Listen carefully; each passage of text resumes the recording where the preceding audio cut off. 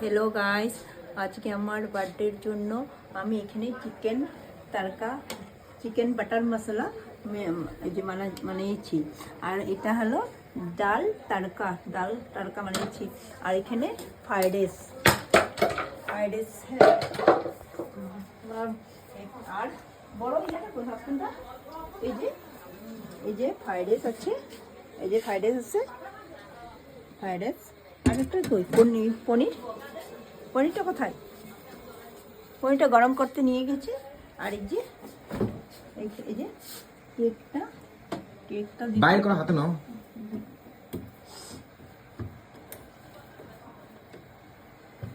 এই কেকটা দেখুন এরকম লেগেছে আপনাদের, দেখুন কেকটা কত নিচ্ছে কেকটা? 1200 টাকা নিয়েছে। কেকটা কেমন লেগেছে আমাকে কমেন্ট করে জানাবেন দে।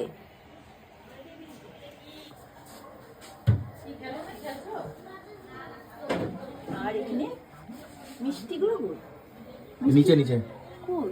নিচে এখানে মিষ্টি বাইর করে রাখো, পরে দিবই না। মিষ্টি আছে, বাইর করে রাখো। এখানে সামনে রেখেছি। এই বাইর করে রাখতে কই, যখন কম বাইর করে রাখবা। তোমার মিষ্টি কেউ খাইতে পায় না এখানে। না বার করে মিষ্টি।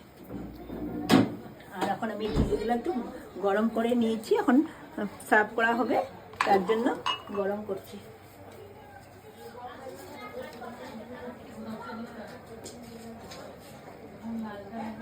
কেমন হয়েছে আমাকে বলবেন। এটা চিকেন বাটার দিয়ে মেনিয়েছি।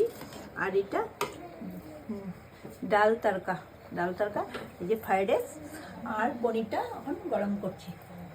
পনিরটা আনো হবে। আর এটা পাপড় ভাই, চলো তো পাপড় 9টা বাজে না।